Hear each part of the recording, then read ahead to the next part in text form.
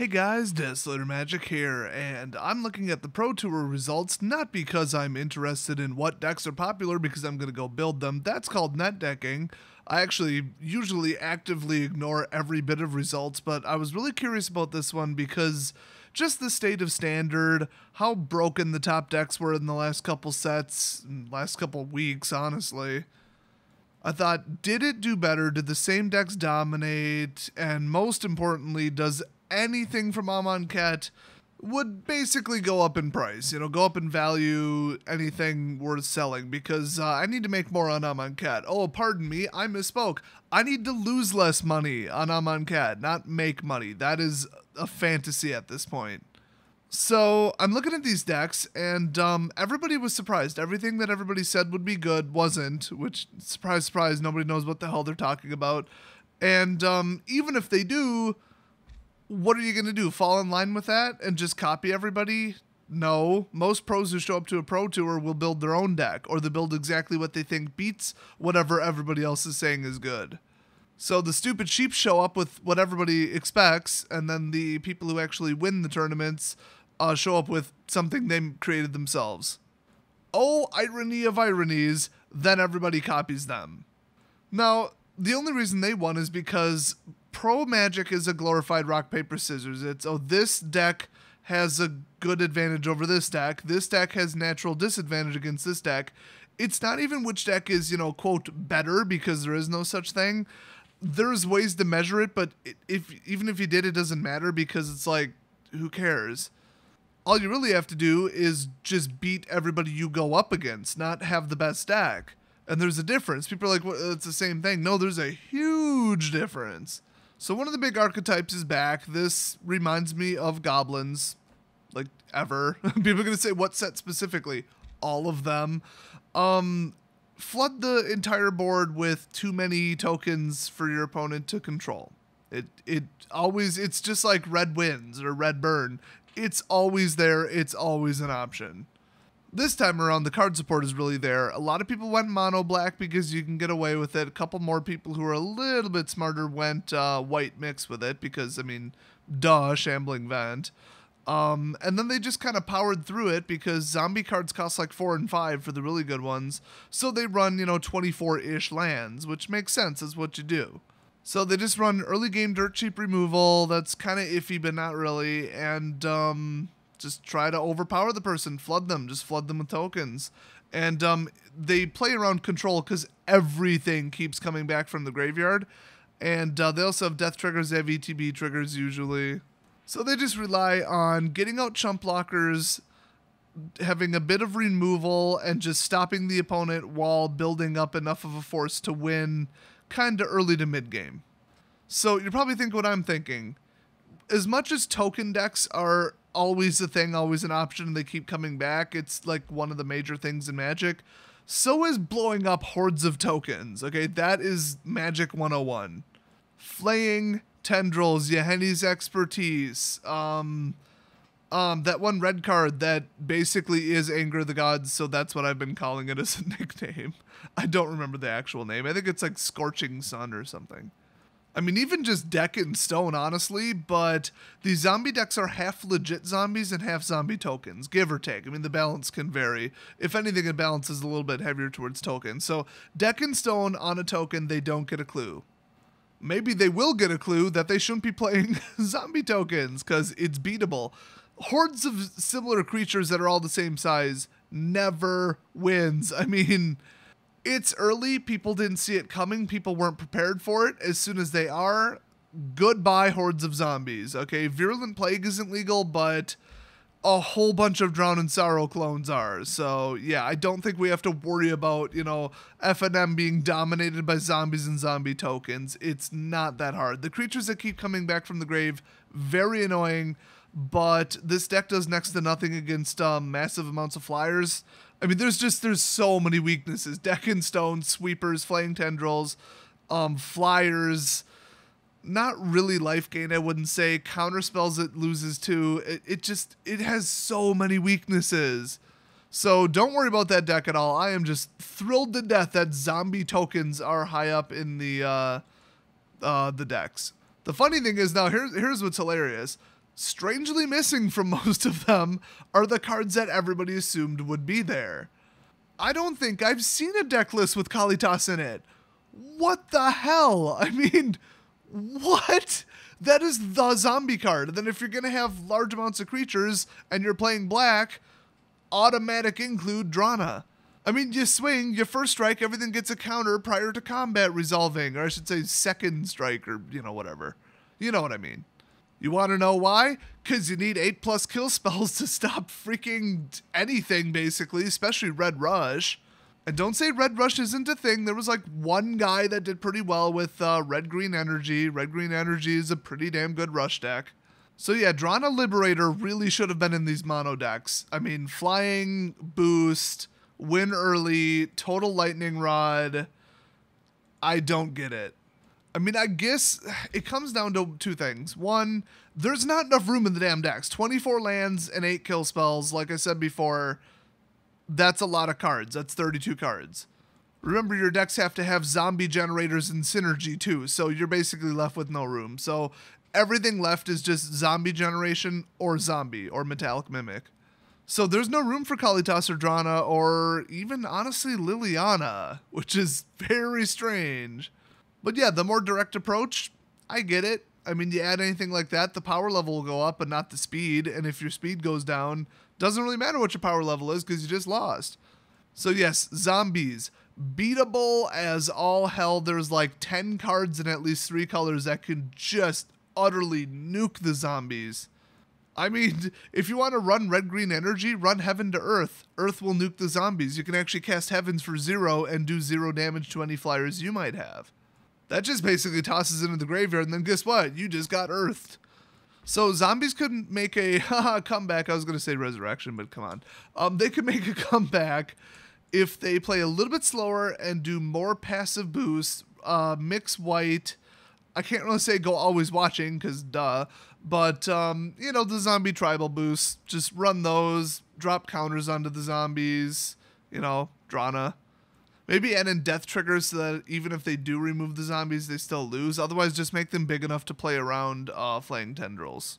Then again, Red-Black. I mean, for running Red-Black Madness, it's still a damn good deck. And now you've got 2 sweepers. You got Yenne's Expertise and the Anger of the Gods clone.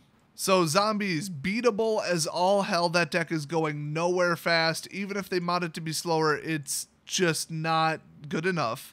And anybody who says, well, it clearly is, it won the Pro Tour. What wins the Pro Tour has next to nothing to do with what decks are the best. It's just what decks beat the other decks that people brought to the Pro Tour. Simple. The next time there's a big event like a GP or something, completely different decks are going to be on top. I guarantee it. And what else we got on the top? I mean, like blue-red control, that's a freaking disease. Always has been. Red-white-blue control, absolute disease. Most people are dropping that because they didn't want to lose their Saheeli combo, even though, hello, replace Saheeli with 4 more counter spells, replace Felidar with 4 more removal spells in red or white. I mean, the deck writes itself. It's slow as hell and you might force ties. I think that's why people didn't really bring it, but it's still good. And over control-y crap like Torrential Gearhulk Engulf the Shore Mono Blue, that deck is a absolute disease. Haven't really seen it at the Pro Tour, but you might see it locally because people are like, oh my god, that is like shut down prison level crazy. But the other one, don't want to bury the lead here, anything Aetherworks. I don't even care what color combination, nor do I have them memorized. A bunch of control-y, stally crap, and then Aetherworks. That's my description. But it's all 3-color energy generation Aetherworks. That's what I would actually call the deck, not Teamer Aetherworks or Bant or whatever the hell cutesy little nicknames. None of the cards are from Teamer or Bant. Okay, that block isn't even legal. We've had this discussion in a different video. It's not a Bant deck if none of the cards are from Bant. I mean, just think about that. Anyway, Teamer Aetherworks, free casting, just stall, generate energy, and generate energy while and because of blowing up and stopping your opponent. That's broken. 3 colors, so you run the best of in all 3 colors, and then just generate way the hell too much energy. Now, there's one thing, I've said it before, actually I think not on this channel, I think I said it in the video that's being uploaded on somebody else's channel. Anyway, I'll say it for the first time here. How the hell is Aetherworks Marvel still a thing? I mean, yes, the people either mainboard or sideboard negate and maybe dispel, but like, what the hell? Pick 2 colors. Okay, 2 colors. Pick them at random. Roll some dice. Probably you'll have 8 to 12 ways to remove Aetherworks Marvel no matter what colors you landed on. Artifact destruction. Dude, you can't even play vehicles or artifacts anymore. Did you not get that memo? What the hell did people bring to the Pro Tour? I mean, this is just weird. People should have been ready for Mardu vehicles and had stuff like that red artifact destruction, the green jammer, the black infinite obliteration clone that only works for artifacts. You play something like that on turn 3, their deck is done. I mean, it takes the power and just crushes it, because Aetherworks Marvel, the way I've played against it at FNM, it seemed like they activated it about 5 out of every 6 turns. So 5 out of every 6 turns, they got to handpick something out of the top couple cards of their deck and throw it straight onto the battlefield. Free casting is broken. Do I need to put it on a shirt and stand outside Wizards of the Coast headquarters? Because I feel like at this point, I might have to. Now, the weird thing is, vehicles did pretty darn poorly, and, what was the other one? Oh yeah, Dynavolt Tower, according to Wizards, the, savior of all of the standard meta, the great third deck coming to beat the crap out of the other 2 broken piles of garbage. Nope, never took off. I think the closest I saw is somebody put like 2 of them in their sideboard or something. Nobody's playing Dynavolt. Couple people might be using it to just generate energy, but then they're not actually using its ability. It's just like a backup win condition for Aetherworks Marvel if you blow it up or if it never comes out. But I mean, white can name jam it, green can blow it up, black can remove it from play completely from their whole deck. I mean, how the hell are people running what's called an Aetherworks Marvel deck, and then they're letting people like draw and scry into it so that they get it out consistently every game, not 45% of the time like normal, and then people aren't blowing it up, they aren't name jamming it, they aren't doing anything to it, they aren't even casting Ice Over on it. I mean, blue has a way to stop it. I think every color has a way to stop that damn thing, and nobody apparently was able to.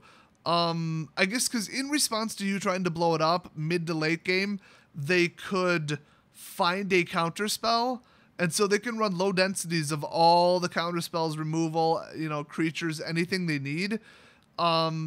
And then they might hit like Ulamog. I mean, he was in there a ton. Other than that, it's just a bunch of garbage spells and creatures that just generate energy. That's it. In fact, finally people are running Shielded Aether. It's about damn time. So what's really making this deck too consistent, the problem is, well, I mean, obviously Aether works, but what's making it too consistent is Glimmer. Strangely, some people are playing without it because they're just going full-blown removal because, duh, speed red color mix or red mono, speed, it's a thing. It might not have looked very popular at the Pro Tour, but trust me, it's out there and it's a thing. So while energy decks in general, no matter what their end game is or their mid game or their overall tactic, they're very hard to stop. And I have said this before, and you know I'm going to say it again, Wizards dropped the ball hardcore on this one. All they needed to shut down this deck, because everybody knows when Amonkhet comes out, it's supposed to shut down the 2 sets before it, the whole block. It didn't. I mean, artifact destruction, okay, it took a dump on artifacts. But what did it do to stop energy? Because clearly they've underestimated energy. I mean, that's just clear as day. They did not think it would be that good because they obviously underestimated the ability to run 3-color consistently. Like, running 3-color was supposed to lower the amount of energy you could generate, not raise it, but clearly R&D doesn't know what the hell they're doing. So what they needed to do was even take a mono-colored spell, could even be mono, it wouldn't even have to be colorless, and say, target opponent, or remove all energy counters from target opponent, they take damage equal to the number of counters removed this way. They could call it backfire, or energy overload, or feedback loop, or, you know, the name would be half the fun. The other half of the fun would be completely shutting down an energy deck. All you would need is that one threat. And honestly, to make it really consistent, you'd almost need 2 cards to do it. Like, one could drain their energy just straight up and that's it. and then you like draw a card or gain life or something, and then the other one could be like straight up they lose energy and take damage equivalent. All they needed was 2 spells like that. Boom, done. Nobody plays energy anymore, because that is like the most oppressive sideboard tactic that a person could put in. It would be so stupidly specific, you'd almost have to like tack it on or make it part of a creature just to make it not so rock, paper, scissors, I stomp you in the face, you know, kind of thing. But that's what they should have done. That should have been an Aether Revolt. Now, there is no Aether energy on Amonkhet, so they can't print Hour of Devastation with another card that says remove all energy counters from target player. That would be like such a desperate attempt to, you know, control the meta without like, you know, actually banning something. And do I think they should ban something at this point? Maybe Aetherworks Marvel just to send a message, but they never ban something just because it's broken, not fun, or, you know, basically any description you could give of that card right now. Too annoying, too oppressive, I mean, not really. Too represented at the tournament, yeah, but was it? Maybe. The problem is, like I said, everybody and their grandma, no matter what color they're playing, can blow that thing straight to hell, so at a certain point, they're not going to be able to protect it with a counterspell. It is really hard to blow it up, but once again, it's one card. There's no redundant one. It's the old Willbreaker paradox, where I'd love to have a card. Willbreaker is an insanely powerful card, but if one gets blown up, it's over because it took me all game to get it out because there's only 4 of it in the deck, not 8. If you want something to work, put in 8. I mean, that's the golden rule. I mean, look at the probabilities. By turn 8, you've only got like a 65% chance of even seeing a card that's a 4 of in a 60-card deck without any assistance with Scry or Draw or Fetch. That's about every other game, so you shouldn't be able to lean on a 4 of, but these decks do. So it's too late to fix energy generation. They'd have to almost ban like 10 cards to reduce the amount of energy that people can generate, and that's not a good decision. Like, I'm just saying that that's what they would have to do. I'm not saying they should do that. They absolutely should not do that. If at this point they just banned like Ulamog just because people are sick of seeing him come out for free, I think that would power down the deck quite a bit, and nobody would shed a tear. People are sick to death of the Eldrazi Titans, which were, by the way, not supposed to be legal right now, according to the new 6-month rotation that they abandoned. So yeah, ban it. I mean, just get rid of it. I don't care. But like, is it that broken in standard? Does it qualify under their definition of a ban? Absolutely not. It just would be nice if they would ban like Ulamog. So total wishful thinking on that one. But I will say, if you put in 8 cards of artifact removal in your sideboard, you will probably be able to stop Aetherworks Marvel, and if it gets bad enough, if there's too many people playing it, or you can get a 2-for-1 special, somebody's playing Servos, somebody's playing Cheerios, somebody's playing Aetherworks Marvel, obviously Servos, and just anything made out of artifacts, and you play like the red artifact destroy X spell, yeah. Or at least specifically against this deck, run Dispossess, it's over. They can't win. You think they're going to pay 10 for Ulamog and cast him naturally? Because I don't. You just got to watch out for those counterspells, and honestly, you could probably put in like Dispel along with it, but what are the odds you'd pull both? So I don't know. I just spam, you know, kill spells on something or destroy spells until one sticks. Oh, and twice is good for you if you can try and do it on the same turn, because then they're definitely out of mana. So, yeah, the top 2 decks, zombies, any form of zombies, and any oppressive energy generation Aetherworks garbage. That dominated the living crap out of the top, 100 even? I mean, I didn't count. It's a lot. Apparently, great minds think alike. Just kidding. Those are the decks that a couple of people came up with. Everybody copied each other probably, and everybody should probably shut up on Twitter and not say what they're playing. Well, whatever. I mean, maybe some pros independently came up with these. I doubt it. Whatever.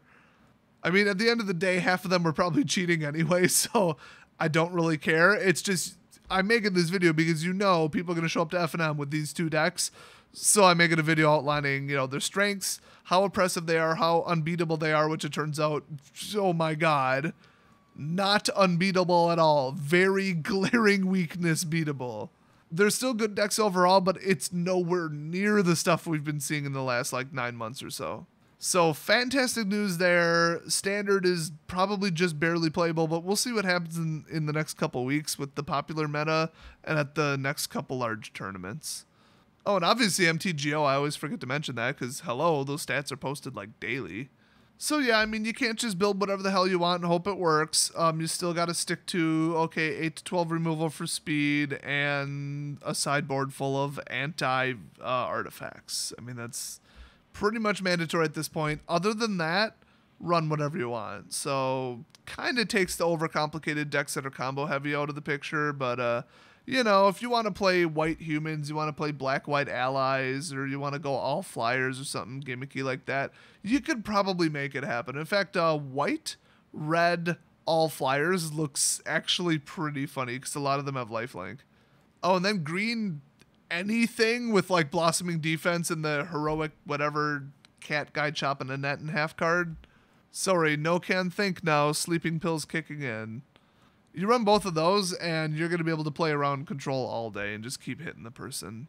I have a deck archetype I'm working on. What I'm actually personally bringing to FNM in 2 weeks, because I'm working this Friday again. I know. I haven't been to an Amonkhet constructed event yet. Oh, no, I went to one, but there was like 4 people. So, yeah, that's messed up, but so is my work schedule. But I'm bringing, what did I end up naming that? I was corrected. I had the wrong god.